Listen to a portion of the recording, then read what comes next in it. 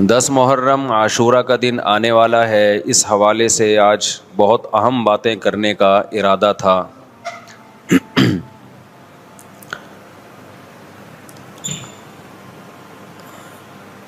محرم میں کیا کرنا چاہیے، کربلا کا واقعہ اصل ہے کیا؟ کربلا کے واقعے پر تو میں ایک پورا بیان چند سال پہلے ریکارڈ کروا چکا ہوں، لیکن اس واقعے سے اہم سبق کیا ملتے ہیں؟ محرم میں ہم کون سے ایسے کام کر رہے ہیں جس سے ہم اللہ کے غضب کے مستحق ٹھہر رہے ہیں؟ محرم میں کیا کیا ہو رہا ہے میں آپ کو بتاتا ہوں۔ ان میں سے کوئی بھی عمل نہ ہمیں قرآن سے ملتا ہے نہ صحابہ سے ملتا ہے ہمیں۔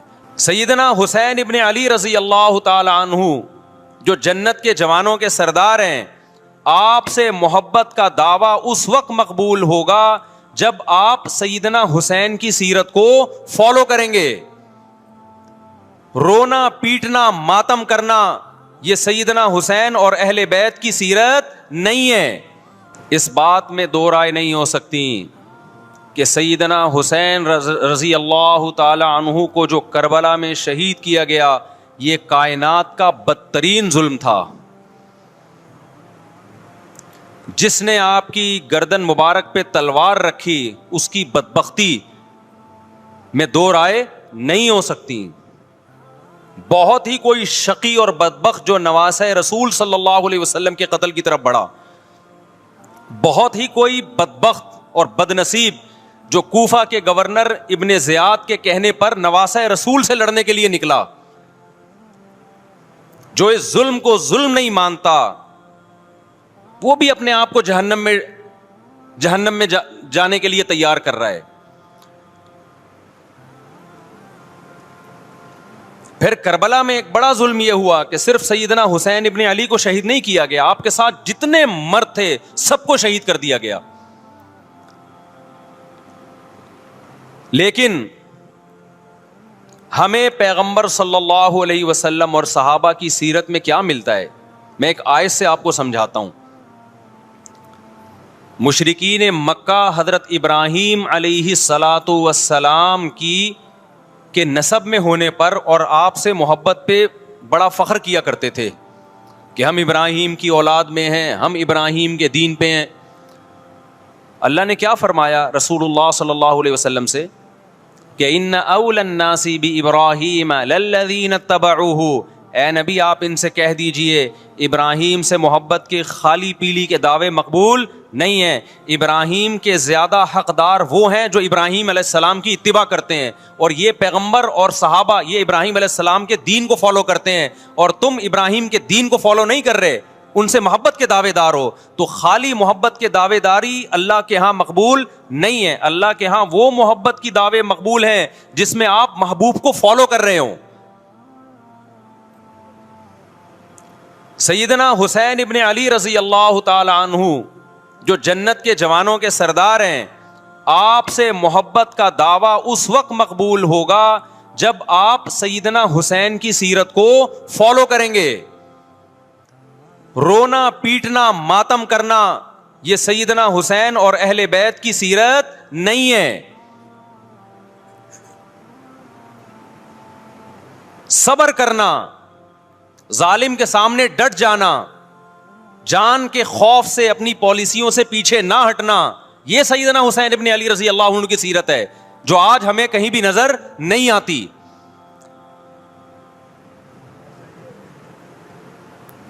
تو ہم نے بھائی دیکھنا ہے صحابہ کا طرز عمل کیا تھا۔ آپ بتاؤ صحابہ کو سیدنا حسین سے محبت تھی یا نہیں تھی؟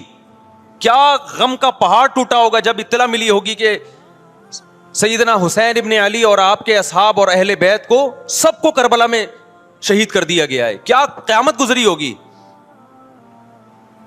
کوفہ سے ایک شخص آیا نا، عبداللہ بن عمر سے پوچھنے لگا جو مارنے پر دم کا مسئلہ، انہوں نے فرمایا تم نے پیغمبر کے نواسے کو قتل کر دیا اور مسئلہ یہ پوچھ رہے ہو کہ جو مارنے پر دم آئے گا کہ نہیں آئے گا۔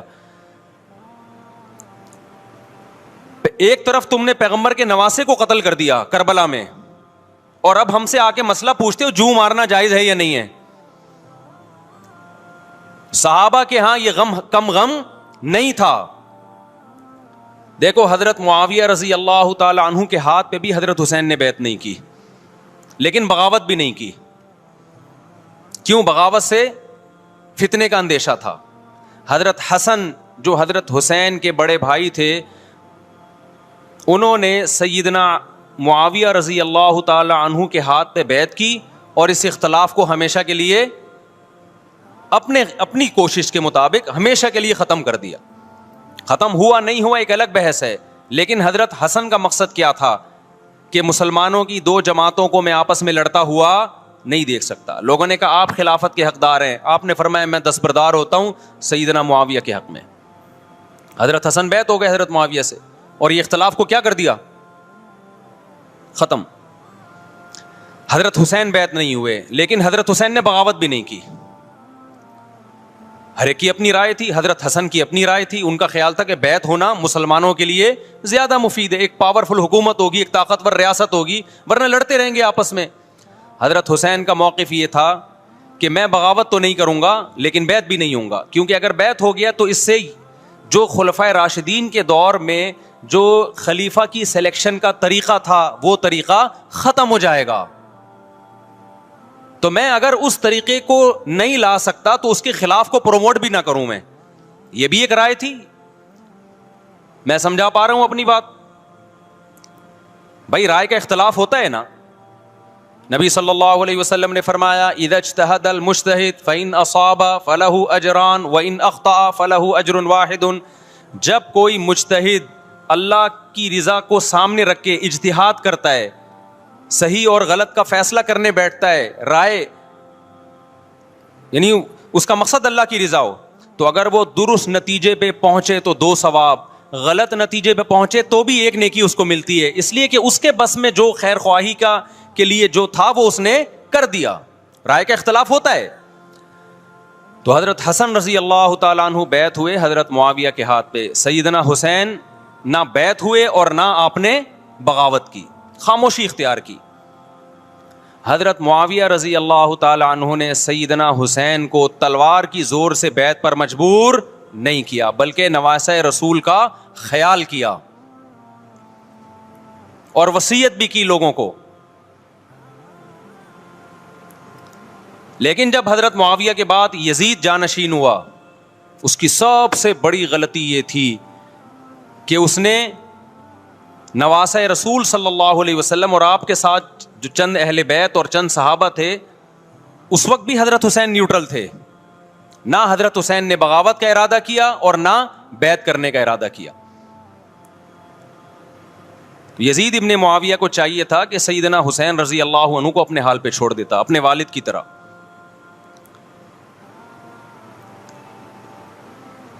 حضرت حسین رضی اللہ تعالیٰ عنہ کو جب کوفہ سے خطوط آئے، یہ میں وضاحت اس لیے کر رہا ہوں کہ حضرت حسین بغاوت کے لیے نہیں نکلے تھے، اس مسلمان حاکم کے خلاف بغاوت کے لیے نہیں نکلے تھے، کیونکہ رسول اللہ صلی اللہ علیہ وسلم کی بہت ساری صحیح حدیث ہے اس بارے میں کہ جو باغی ہے، جو ریاست کے خلاف بغاوت کرتا ہے، اس کو نبی صلی اللہ علیہ وسلم نے اس عمل کو پسند نہیں کیا. تو حضرت حسین رضی اللہ تعالیٰ عنہ کو کوفہ سے خطوط آئے کہ یہاں سارے کے سارے لوگ آپ کے ہاتھ پہ بیعت کرنے کے لیے تیار ہیں. ظاہر ہے جب کسی علاقے کے لوگ دارالخلافہ ہو اور سب بیعت ہونے کے لیے تیار ہوں تو پھر آپ کا جانا یہ بغاوت کا عمل نہیں کہلاتا. حضرت حسین رضی اللہ تعالیٰ عنہ اہل بیت کے ساتھ نکلے. کربلا میں جب پہنچے، مشہور واقعہ آپ 20 دفعہ سن چکے ہیں، وہاں جا کے آپ کو اطلاع ہوئی کہ وہ خبر غلط تھی اور عبید اللہ بن زیاد نے ایک پورا لشکر بھیجا سیدنا حسین رضی اللہ تعالیٰ عنہ کو مجبور کرنے کے لیے کہ میرے ہاتھ پہ آپ زبردستی بیعت ہو جائیں. حضرت حسین رضی اللہ تعالیٰ عنہ نے مطالبے رکھے کہ یا تو مجھے واپس جانے دیا جائے اور اگر بیعت کرنا ہی ہے تو میں دمشق میں امیر کے ہاتھ پہ جا کے بیعت کروں گا. بہت معقول مطالبے تھے یہ. میرا مقصد ابھی کربلا کا واقعہ بیان کرنا نہیں ہے، اس پہ بہت کچھ کہا جا چکا ہے، خود میرا بھی بیان اس پہ تفصیل سے ہو چکا ہے. اس کے بعد بھی سیدنا حسین رضی اللہ تعالیٰ عنہ کو مجبور کرنا کہ عبید اللہ بن زیاد جو بدبخت انسان جو قاتل تھا اہل بیت کا، اسی کے ہاتھ پہ لازمی بیعت ہوں، جبکہ وہ امیر بھی نہیں ہے، وہ گورنر ہے ایک علاقے کا. تو نواسہ رسول کا خیال نہ کرنا یہ بدترین ظلم تھا جو اس وقت حکومت سے ہوا ہے. حضرت حسین رضی اللہ تعالیٰ عنہ, دیکھو نبی صلی اللہ, آج ہم دیکھتے ہیں کہ جو بڑا آدمی ہوتا ہے نا, اس کی قربانیاں ہوتی ہیں, اس کی بڑی بڑی قربانیاں ہوتی ہیں. چھوٹے اپنے بڑوں کی قربانیوں کو کیش کراتے ہیں. آپ نے دیکھا ہوگا فلاں نے بڑی قربانیاں دی اور بچے موج کر رہے ہیں, دیکھا نا آپ نے. لیکن اللہ تعالیٰ نے رسول اللہ صلی اللہ علیہ وسلم کے نسب کو اس سے محفوظ کیا. ہمارے نبی کے 2 بیٹے حسن حسین, آپ کی نسل حضرت فاطمہ سے چلی ہے, دونوں شہید ہوئے ہیں. اس میں بہت بڑی حکمت تھی کہ پیغمبر صلی اللہ علیہ وسلم نے سب سے پہلے تربیت اپنے گھر والوں کی ہے. آج لوگ باہر فنٹر بنے ہوئے ہوتے ہیں, تبلیغیں کر رہے ہوتے ہیں, اپنے گھر کی ان کو پرواہ نہیں ہوتی. نبی صلی اللہ علیہ وسلم نے سب سے پہلے جو تربیت کی ہے, کس کی ہے؟ حضرت حسن اور حسین کی ہے. تو جب کربلا میں آپ کو چاروں طرف سے گھیر لیا گیا اور آپ کو مجبور کیا گیا کہ آپ نے ابن زیاد کے ہاتھ پہ بیعت کرنا ہے, تو آپ نے اس ذلت کو گلے لگانے سے انکار کر دیا. آپ کو 100% یقین تھا کہ اتنے بڑے لشکر کے سامنے میں ٹھہر نہیں سکتا, اسباب کی دنیا میں فتح کی امید نہیں ہے. لیکن حضرت حسین رضی اللہ تعالی عنہ نے لڑنے کا فیصلہ کر کے اور شہادت کو قبول کرنے کا فیصلہ کر کے ابن زیاد اور اس زمانے کے حکمران جو اس قتل پہ راضی تھے, قیامت تک کے لیے ان پہ لعنت کے سلسلے کا دروازہ کھول دیا. بعض دفعہ اللہ بھی یہ چاہتے ہیں کہ بدبختوں کو ڈھیل ملے تاکہ ان کا جرم سنستدرجہم من حیث لا یعلمون. قرآن کہتے ہیں نا, ہم ان کو ڈھیل دیں گے, ان کو برائی میں ہم آگے بڑھنے دیں گے, ایسے بڑھنے دیں گے کہ ان کو خود بھی پتہ نہیں چلے گا, تاکہ قیامت کے دن ان کا عذاب ان کو کئی گنا بڑھا کر دیا جائے. اب میرے بھائی ہمارے لیے کیا سبق ملتا ہے؟ جب یہ واقعہ ہوا عالم اسلام میں کوہرام مچ گیا, لیکن کیا اس واقعے کے بعد اہل بیت کی جو مقدس اور پاکیزہ عورتیں تھیں, کیا انہوں نے نوحہ کیا یا صبر کیا؟ آپ کا ضمیر کیا کہتا ہے, انہوں نے نوحے پڑے ہوں گے یا صبر کیا ہوگا؟ بولو بھائی, صبر کیا. عبداللہ بن عمر رضی اللہ تعالیٰ عنہ جو کوفہ والوں کو ملامت کیا کرتے تھے کہ تم جو مارنے کے مسئلے ہم سے پوچھتے ہو, تم نے حسین کا قتل کر دیا, تو یہ حضرت ابن عمر نے اسی لیے کہا نا کہ آپ کو اس کا غم ہوا تھا. تو ابن عمر کا عمل کیا تھا؟ کیا انہوں نے ماتم کیا؟ کیا انہوں نے چھوروں سے اپنے آپ کو مارا؟ حضرت حسین کا قتل بھی ظالمانہ, اور اس سے پہلے سیدنا عثمان کا قتل بھی ظالمانہ. اگر نوحہ یا ماتم جائز ہے تو حضرت عثمان کی شہادت کے دن بھی جائز ہے, حضرت حسین کی شہادت کے دن بھی جائز ہے. اور اگر ناجائز ہے تو جیسے عثمان کی شہادت کے دن ناجائز, حسین کی شہادت کے دن بھی ناجائز ہے. سمجھ میں آ رہی ہے بات کہ نہیں آ رہی ہے؟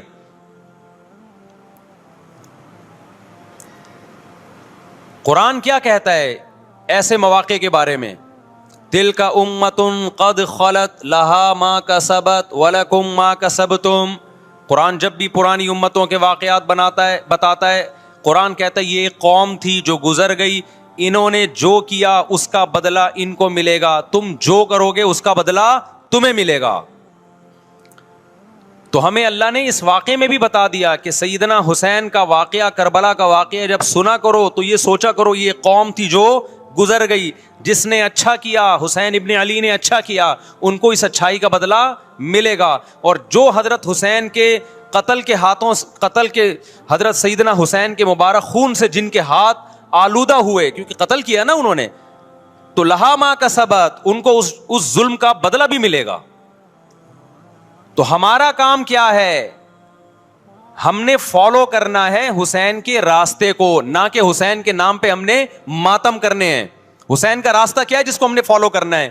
اب میں چند چیزیں آپ کو بتاتا ہوں. سب سے پہلا سبق جو ہمیں کربلا میں ملتا ہے کہ عزت اور دین, ایک طرف دنیا ہے. دیکھو اگر حضرت حسین رضی اللہ تعالیٰ عنہ ابن زیاد کے ہاتھ پہ جا کے بیعت ہو جاتے, آپ کیا سمجھتے ہو بے تحاشا مال و دولت حضرت حسین پہ خرچ نہیں کرتا کیا وہ؟ جب ایک بڑا آدمی کسی کے ہاتھ پہ بیعت ہوتا ہے تو اس کو بھی تو فائدہ ہوتا ہے نا اس سے. اور کیا حضرت حسین کو یقین نہیں تھا کہ کربلا میں شہید ہو جاؤں گا؟ فتح اور نصرت کی اسباب کی دنیا میں کوئی امید نہیں تھی، مگر آپ نے اہل بیت کو کربلا میں رسوا کرنے پر عزت کی موت کو ترجیح دی ہے۔ آج اگر آپ میں یہ ظرف ہے کہ آپ عزت کی موت کو ذلت کی زندگی پر ترجیح دیتے ہو تو پھر آپ حسینی ہو۔ نہیں آئی بات؟ میرا خیال ہے سمجھ۔ سیدنا حسین کی سخاوت کے واقعات ہیں۔ سیدنا حسین باغی نہیں تھے رضی اللہ عنہ۔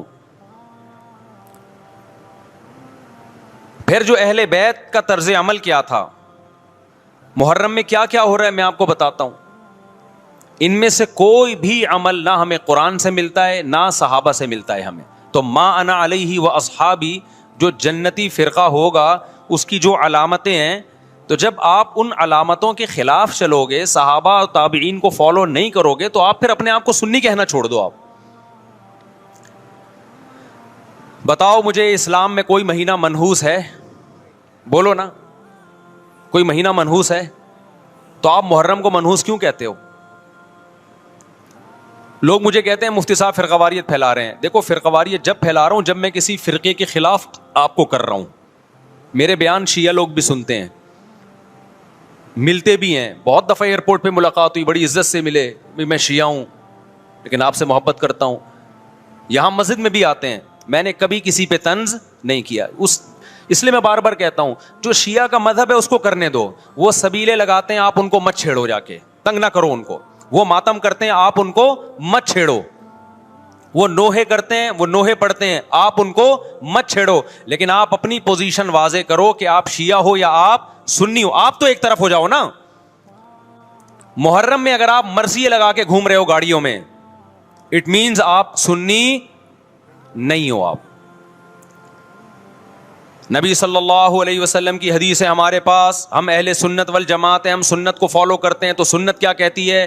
میتوں پہ گریبان چاک کرنا، میتوں پہ چیخ و پکار کر کے رونا۔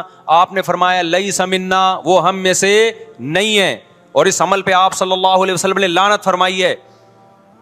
لوگ کہتے ہیں حسین کی یاد میں رونا نبی کی سنت ہے۔ نبی صلی اللہ علیہ وسلم کو جب جبریل نے بتایا کہ حسین شہید ہوں گے، آپ روئے، اس لیے کہ اس وقت آپ کو یہ خبر ملی تھی۔ لیکن کیا ہر محرم میں آپ نے رونے کا پروگرام کیا ہے؟ یا صحابہ کو بیٹھ کے باقاعدہ رلایا ہے آپ نے؟ کیا ہو گیا بھائی؟ آپ کو بھی جب کربلا کا واقعہ کی خبر ملی، آپ کی آنکھوں میں آنسو آ جائے، یہ نیچرل ہے، یہ حسین سے محبت کی علامت۔ لیکن ہر محرم میں باقاعدہ بٹھا کے رونے کا پروگرام کرنا، یہ حسین سے محبت کی علامت نہیں ہے، بلکہ شریعت میں ناجائز ہے یہ غموں کو بڑھانا۔ یہ کہاں سے جائز ہو گیا؟ حضرت عثمان بھی تو شہید ہوئے تھے، نبی صلی اللہ علیہ وسلم کے داماد تھے، ان کی یاد میں آپ رونے کو سنت کیوں نہیں کہتے؟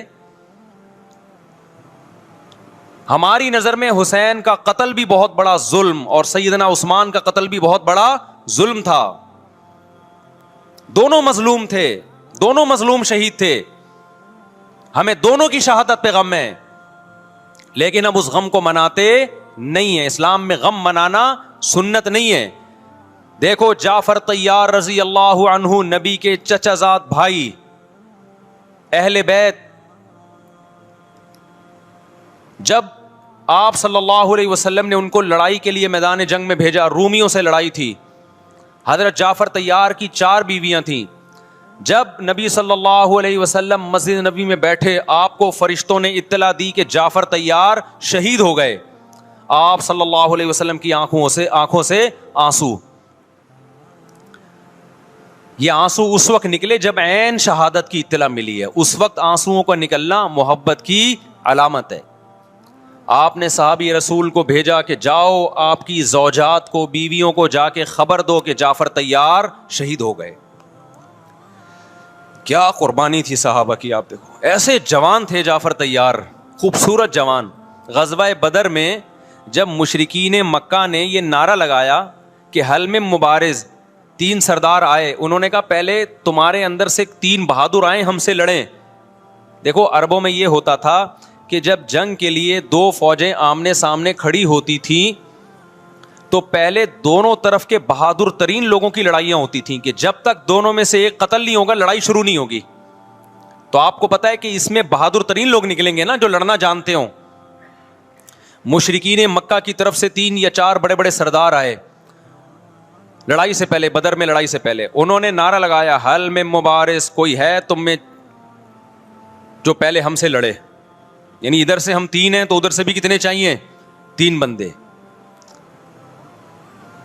ادھر سے انصار صحابہ آئے. مشرکین مکہ نے کہا لیسو بی اکفائنا, یہ ہمارے جوڑ کے نہیں ہیں, قریشی ہاشمی چاہیے ہمیں, ہمارے نسب کے لوگ ہونے چاہیے. تو ادھر سے نبی صلی اللہ علیہ وسلم نے حضرت علی کو بھیجا اور حضرت جعفر طیار کو بھیجا. جن صحابہ کو بھیجا ان میں حضرت جعفر طیار بھی تھے. حضرت جعفر طیار رضی اللہ تعالی عنہ اور سیدنا علی مقابلے میں غالب آ گئے. خوبصورت صحابی. نجاشی کے سامنے آپ نے تقریر کی ہے, ہجرت کی ہے نا جب حبشہ کی طرف, تو نجاشی نے پوچھا جعفر طیار سے کہ تمہارے پیغمبر جو کلام لے کر آئے ہیں وہ سناؤ. حضرت جعفر طیار رضی اللہ تعالی عنہ نے سورہ مریم پڑھنا شروع کر دی.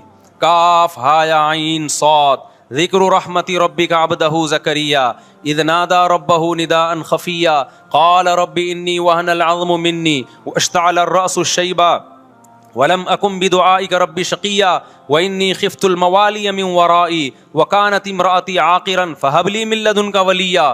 ایسی حضرت مریم اور عیسیٰ ابن مریم کی سیرت کو سورہ مریم میں بیان کیا حضرت جعفر طیار نے کہ نجاشی روتے روتے, اس کی داڑھی تر, اور جتنے پادری بیٹھے تھے سب کی داڑیاں تر ہو گئی روتے روتے.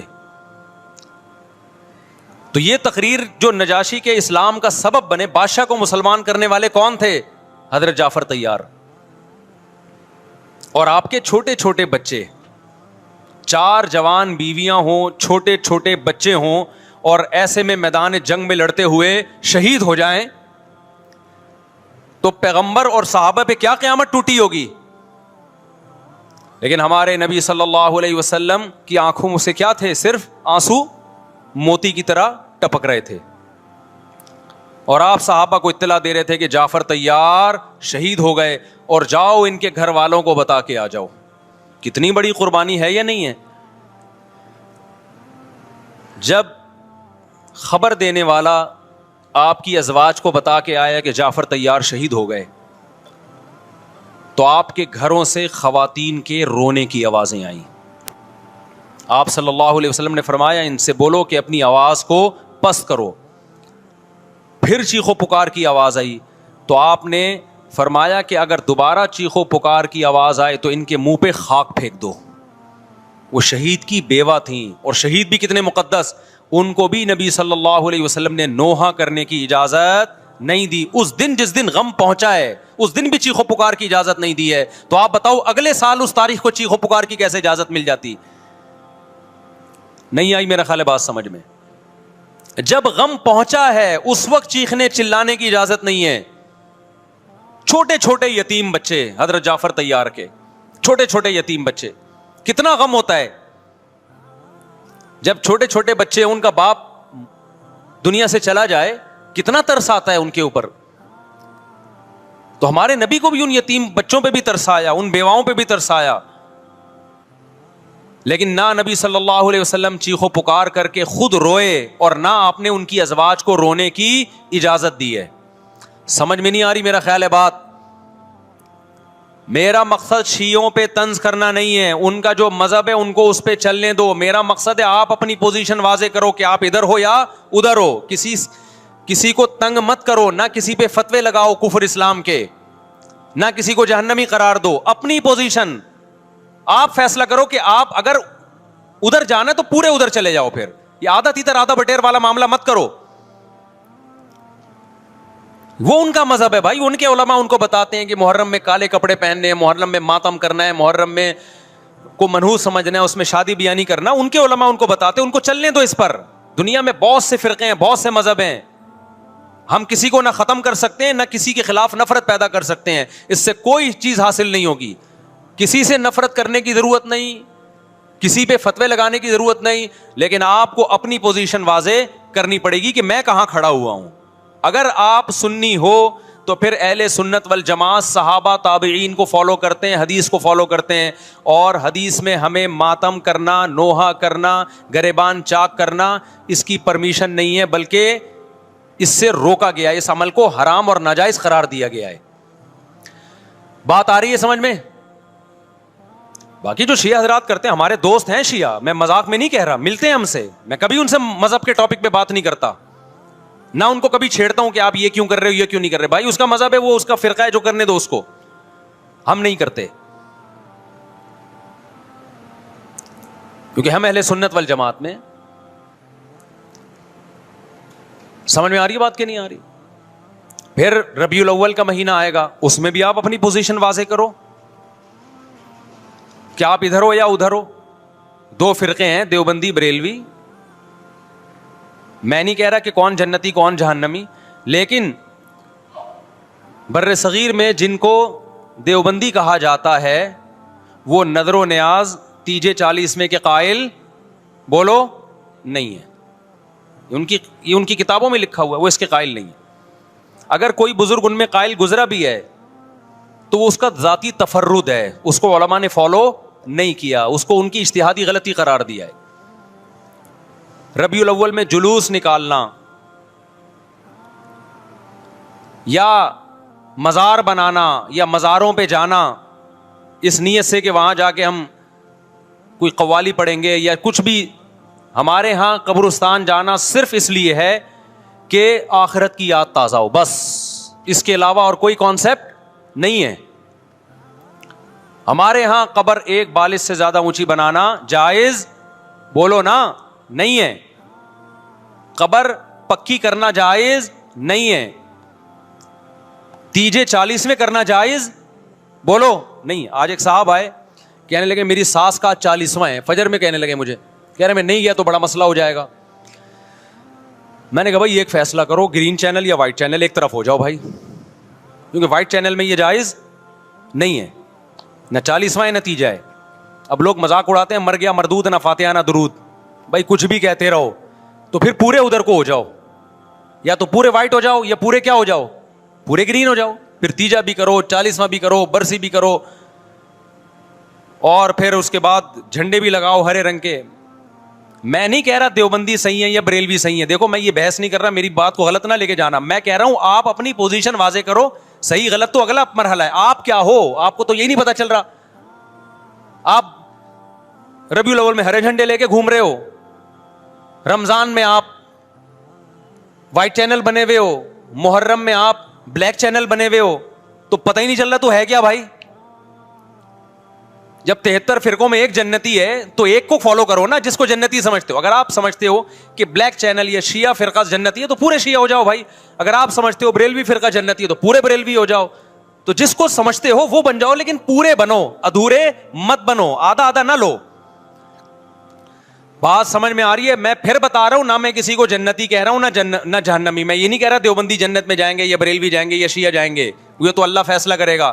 ہم تو وہ کریں گے جو ہماری کھوپڑی میں آ رہا ہے. ہماری کھوپڑی میں یہ آ رہا ہے کہ جس کو بھی کرو تو ایک کو کرو پورا, تاکہ ایک طرف ہو جاؤ. آدھے تیتر آدھے بٹیر مت بنو آپ, اور دوسرے کو چھیڑو بھی نہیں, چھیڑنے کی بھی ضرورت نہیں ہے. کوئی جو کر رہا ہے کہ بھائی اس کا مذہب ہے.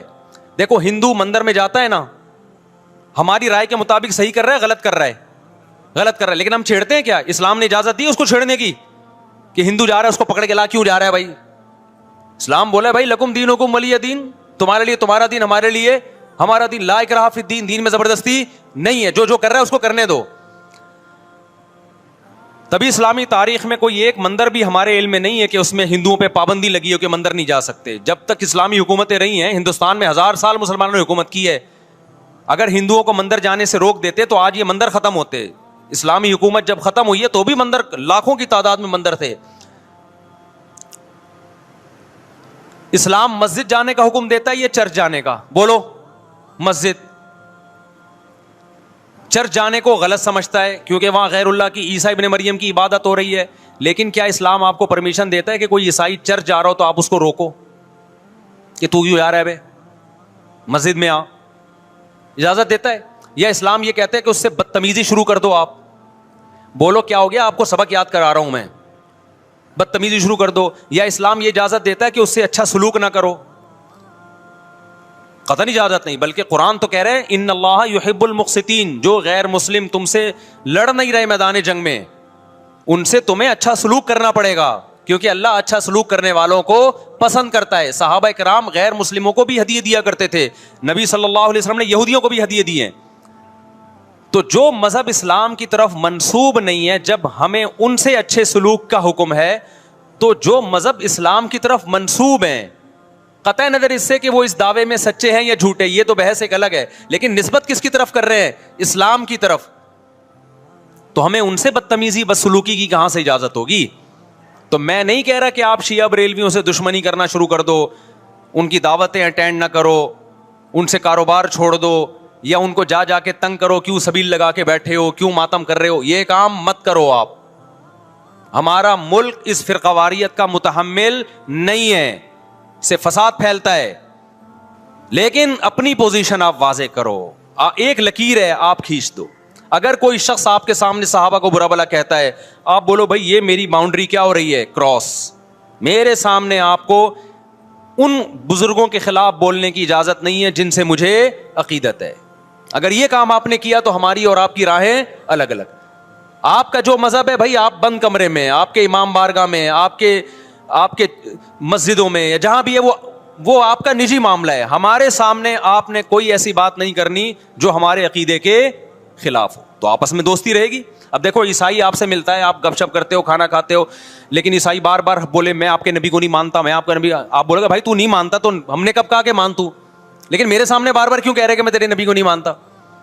یہاں سے آپ کی اس کی دوستی کیا ہو جائے گی, پھر ختم.